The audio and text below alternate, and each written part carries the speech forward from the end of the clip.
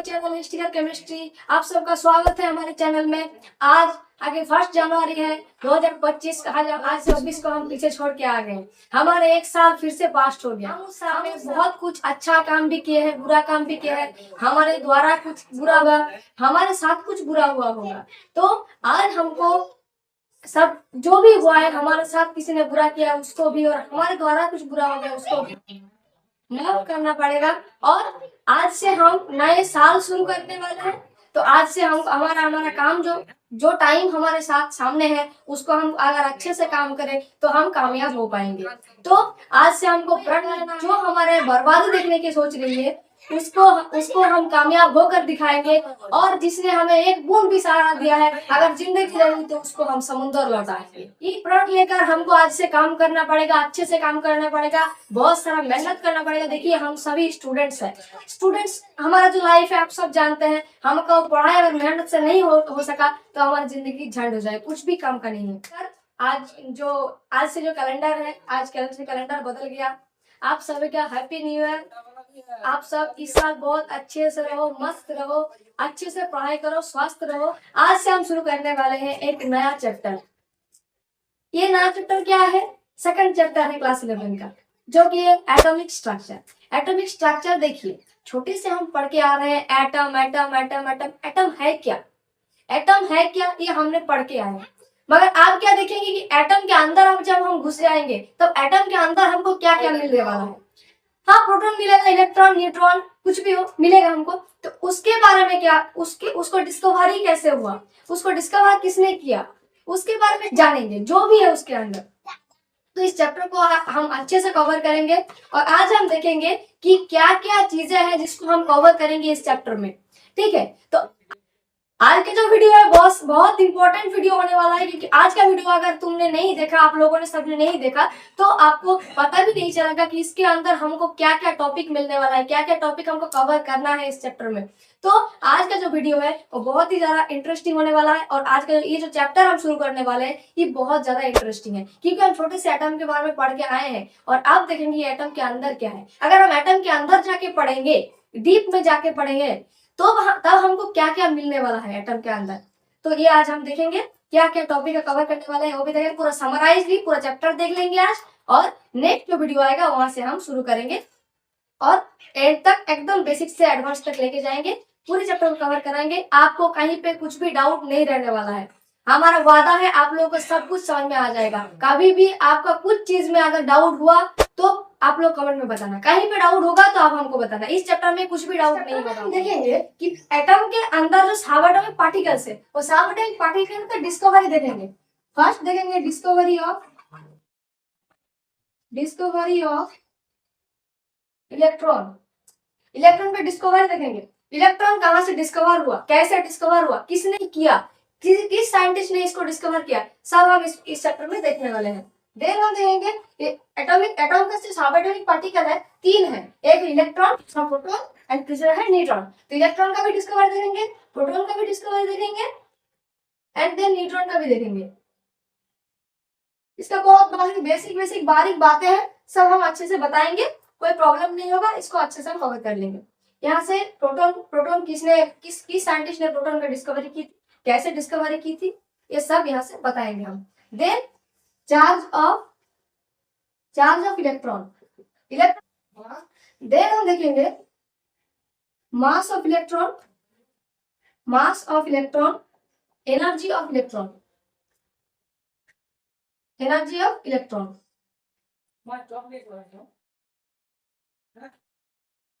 यहाँ पे हम इलेक्ट्रॉन का चार्ज है, इलेक्ट्रॉन का चार्ज क्या है, प्रोटॉन का चार्ज क्या है, न्यूट्रॉन का चार्ज क्या है, किस चार्ज में हम लोग इसको डिनोट करते हैं, वो देखेंगे। देन हम देखेंगे इलेक्ट्रॉन का मास क्या है, इलेक्ट्रॉन की एनर्जी क्या है, ये सब देखेंगे। सबएटॉमिक पार्टिकल का हमको पता चल गया।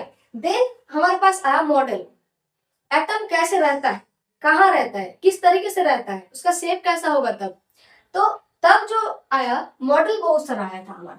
तो एटॉमिक मॉडल के बारे में हम यहाँ पर पढ़ेंगे। एटॉमिक मॉडल जैसे कि फर्स्ट आया था थॉमसन एटॉमिक मॉडल, जो कि हम क्लास 9 से पढ़ के आ रहे हैं। थॉमसन एटॉमिक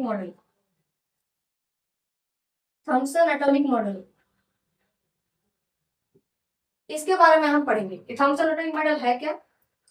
एक साइंटिस्ट था थॉमसन, उन्होंने एक मॉडल दिया था जिसको हम कहते हैं पाम पुडिंग मॉडल। इस मॉडल को पाम पुडिंग मॉडल से जाना जाता है। तो इस मॉडल का कैसा इलेक्ट्रॉन यहाँ पे किस तरीके से यहाँ पे डिस्ट्रीब्यूटेड है, सब कुछ यहाँ पे हम पढ़ेंगे। देन हम देखेंगे रदरफोर्ड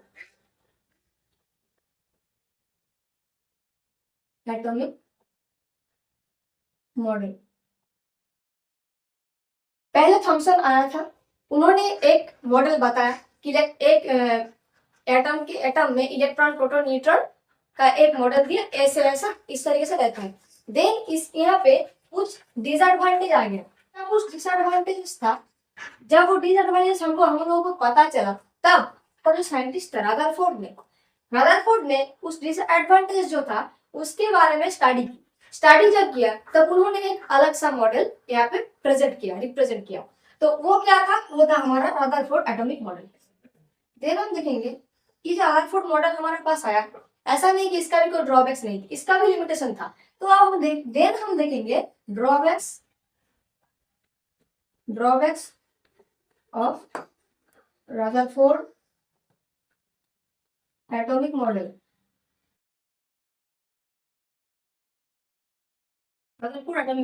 देन हम देंगे एटॉमिक नंबर और मास नंबर। एटॉमिक नंबर और मास नंबर जब हम देंगे तो हमारे सामने एक बात और आएगा, isotope, isobar and isotone. Isotope क्या है ये हमने बताया, और आइसोबार क्या है ये तो आप लोगों को पता ही होगा शायद। तो आइसोटोप क्या है वो हमने जो फर्स्ट चैप्टर पढ़ रहे थे तब हम बताया। आइसोबार, आइसोटोन ये क्या है ये हम यहाँ पे बहुत अच्छे से बताएंगे। देन हम जब देखेंगे mass number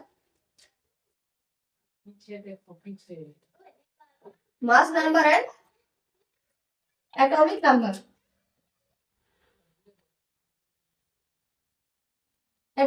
mass number, atomic number. Then हम यहाँ पे क्या देखने वाले हैं, आइसोटोप, आइसोबार एंड आइसोटोन। ठीक है, तो इतना तक क्लियर है। हम डिस्कवरी देखेंगे। देन हम charge of electron, charge of proton, charge of neutron देखेंगे, इलेक्ट्रॉन प्रोटॉन चार्ज देखेंगे इन लोगों का। देन हम देखेंगे mass of electron and energy of electron. Then हम देखेंगे कि एटॉमिक मॉडल जब आया था, तो एटॉमिक मॉडल किस का आया था। पहले तो आया था थॉमसन एटॉमिक मॉडल, फिर आया था रदरफोर्ड एटॉमिक मॉडल। जब उसका ड्रॉबैक्स पता चला तब हमारा कौन आया, तब आया bore atomic model. Scientist Niels Bohr ने हमारा लाया था बोर एटॉमिक मॉडल है। ऐसा नहीं कि इसका कोई ड्रॉबैक्स या लिमिटेशन नहीं है। अब इन्होंने क्या बताया, इन्होंने बताया कि wave nature of electromagnetic radiation. इन्होंने बताया wave nature of electromagnetic radiation and particle nature of electromagnetic radiation. Particle nature of electromagnetic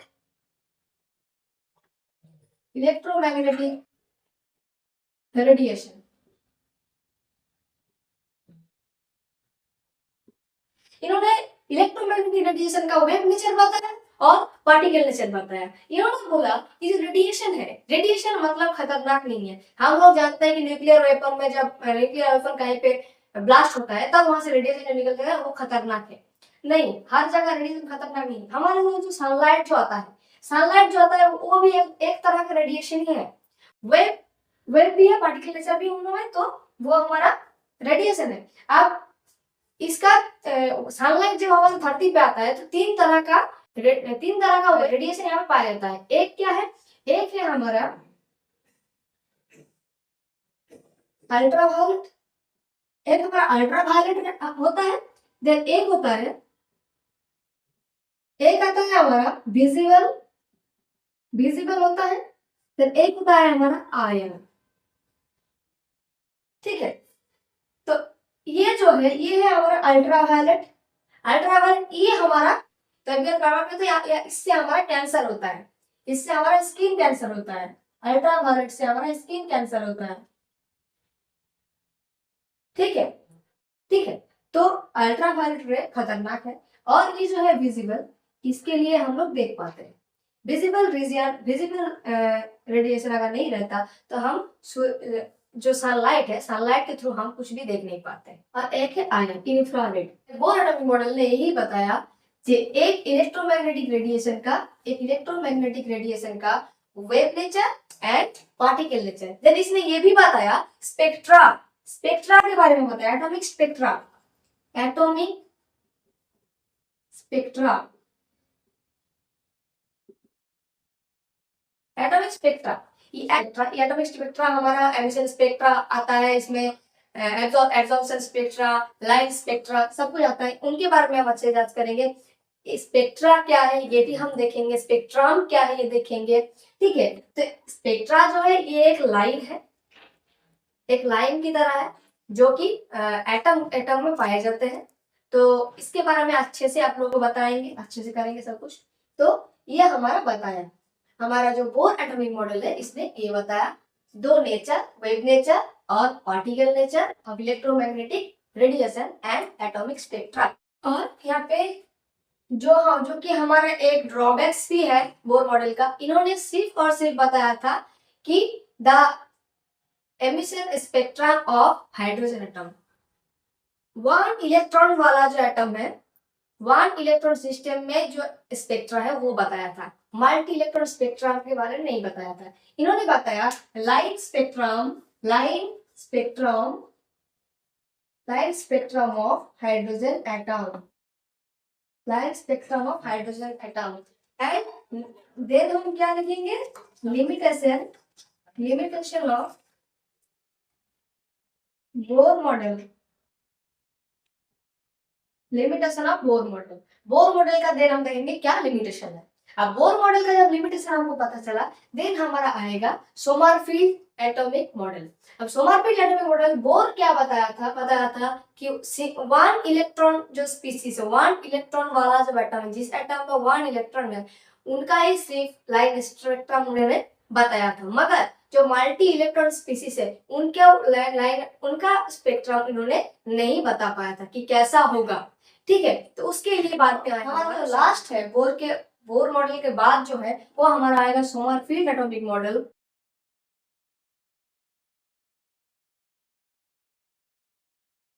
atomic model और इसे हम कहते हैं क्वांटम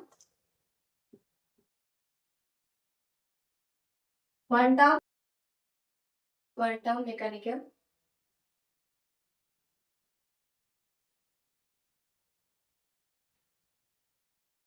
मॉडल ऑफ एटम। ठीक है, तो इसको हम सबसे सटीक मानते हैं इस रूल को, और यही हमारा लास्ट मॉडल है। तो यहाँ पे हमको क्या क्या मिलने वाला है, एट फर्स्ट तो हमको यहाँ पे मिलने वाला है dual nature of matter, dual nature of matter. इसको हमारा एक साइंटिस्ट था डी ब्रोगली ने आया और उन्होंने बोला कि हमारा जो इलेक्ट्रोमैग्नेटिक रेडिएशन है उसका दो नेचर है, एक वेव नेचर और एक पार्टिकल नेचर। जब रेडिएशन का भी हो सकता है तब यहाँ पे हमारा मैटर जो है, मैटर का भी दो नेचर हो सकता है, डुअल नेचर होगा, एक पार्टिकल नेचर और एक वेव नेचर। उन्होंने बताया हमारे पास जो वेव आता है, जैसे कि हमारे पास लाइट आ रहा है, सनलाइट आ रहा है, वो पैकेट के फॉर्म में आता है। ठीक है, तो मतलब हमारे सनलाइट हम देख रहे हैं कि लाइट आ रहा है, नहीं, यहाँ से हमारा जो पार्टिकल वो पैकेट के फॉर्म में आ रही है। तो उन्होंने यही बताया, और उन्होंने बताया कि ड्यूअल नेचर ऑफ मैटर यही है। ड्यूअल नेचर ऑफ मैटर का जो इक्वेशन है लैम्डा इक्वल टू h/h/mv, ये उनका जो इक्वेशन है ये कहाँ से आया, कैसे आया, ये हम देखेंगे नेक्स्ट वीडियो में। लैम्डा इक्वल टू h/mv ये हमारा डी ब्रोगली इक्वेशन है, इसका हमारा डी ब्रोगली इक्वेशन कहता है। और देन हम देखेंगे इस चैप्टर में Heisenberg uncertainty principal, Heisenberg uncertainty principal. इन्होंने क्या बताया, एक साइंटिस्ट था हाइसेनबर्ग, उन्होंने आया और उन्होंने बताया कि हम एक साथ कोई फास्टर चलने वाला इलेक्ट्रॉन का पोजीशन और उसका मोमेंटम एक साथ कैलकुलेट नहीं कर सकते। हम एक साथ साइमल्टेनियसली किसी भी इलेक्ट्रॉन का जो फास्टर चल रहा है ऑर्बिट में उसका हम मोमेंटम और पोजीशन एक साथ हम नहीं देख सकते, नहीं कैलकुलेट कर सकते। उन्होंने यही बताया। उनका इनका भी इसका भी हाइजेनबर्ग जो इक्वेशन है वो भी हम देखेंगे ऑर्बिटल। देन हम देखेंगे इस चैप्टर में ऑर्बिटल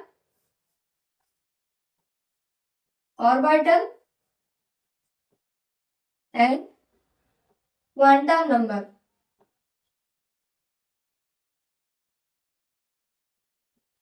क्वांटम नंबर ऑर्बिटल के बारे में पढ़ेंगे और क्वांटम नंबर के बारे में। हमारे यहाँ क्वांटम नंबर जो है वो 4 प्रकार के क्वांटम नंबर है, 4 टाइप का। एक principal quantum number, second azimuthal quantum number, third magnetic quantum number, fourth spin quantum number. इन चारों जो क्वांटम नंबर है, प्रिंसिपल क्वांटम नंबर क्या है और स्पिन क्वांटम नंबर क्या है, वो सब हम देखेंगे अच्छे से। यहाँ पे एक क्या है principal quantum number. Principal quantum number को हम ए से डिनोट करते हैं। प्रिंसिपल क्वांटम नंबर को हम ए से डिनोट करते हैं। एजीमुथल क्वांटम नंबर को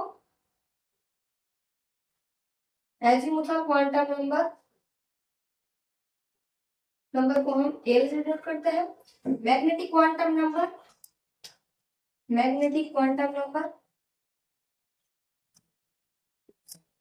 इसको हम एल से डिनोट करते हैं। और लास्ट है स्पिन क्वांटम नंबर, इसको हम ए से डिनोट करते हैं। इसका फंक्शन क्या है हमारे एटॉमिक स्ट्रक्चर में, ये भी हम देखेंगे। देन हम देखेंगे shape of orbital. Shape of atomic orbitals. हमारा ऑर्बिटल्स कितना है? 4 है, एक एस, एक पी, एक डी, एक एफ। ये जो हमारा ऑर्बिटल्स है, एटॉमिक ऑर्बिटल्स, इसका शेप कैसा है? एस का अलग शेप है, पी का अलग, डी का अलग और एफ का अलग। क्या क्या शेप है, कैसा शेप है, वो हम देखेंगे यहाँ पे। देन हम देखेंगे filling of orbital in an atom. Atomic orbital में हमारा इलेक्ट्रॉन फील होता है, वो ऐसे ही फील नहीं हो जाता, उसका कुछ रूल है।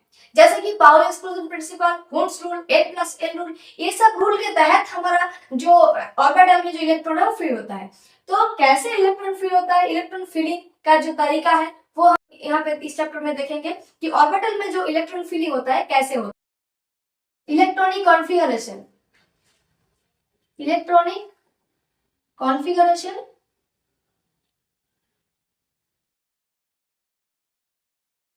Of atom.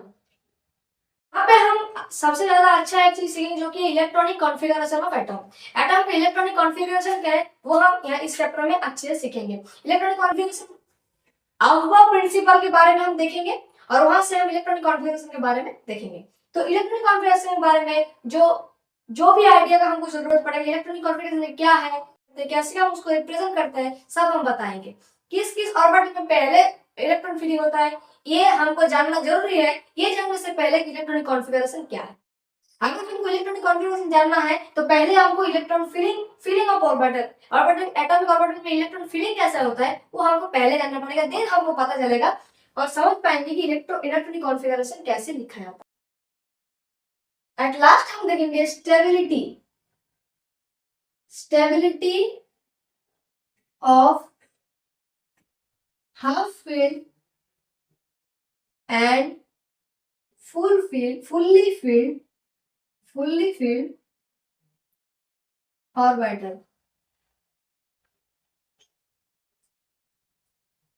कहते हैं कुछ एटम स्टेबल होता है, जैसे कि नोबेल गैस स्टेबल होता है।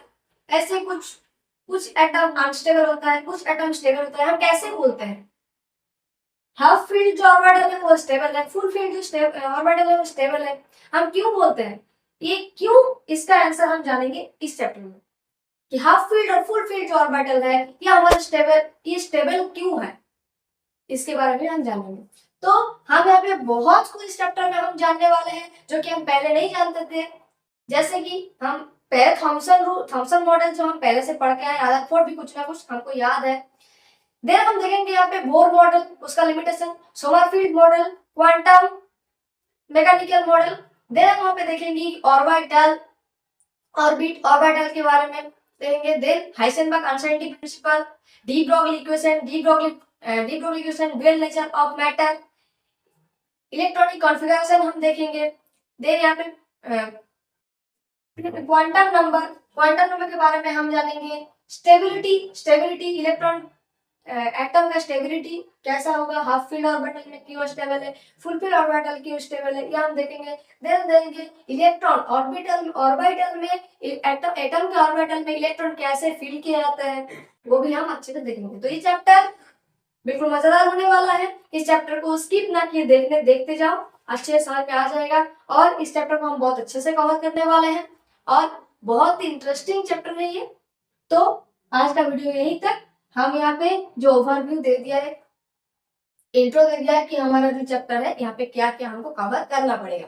तो आज का वीडियो यहीं तक। मिलते हैं नेक्स्ट वीडियो में और नेक्स्ट टॉपिक के साथ, जो कि हमारा आएगा थॉमसन और रदरफोर्ड एटॉमिक मॉडल। तब तक के लिए बाय बाय, जय हिंद, जय भारत, वंदे मातरम।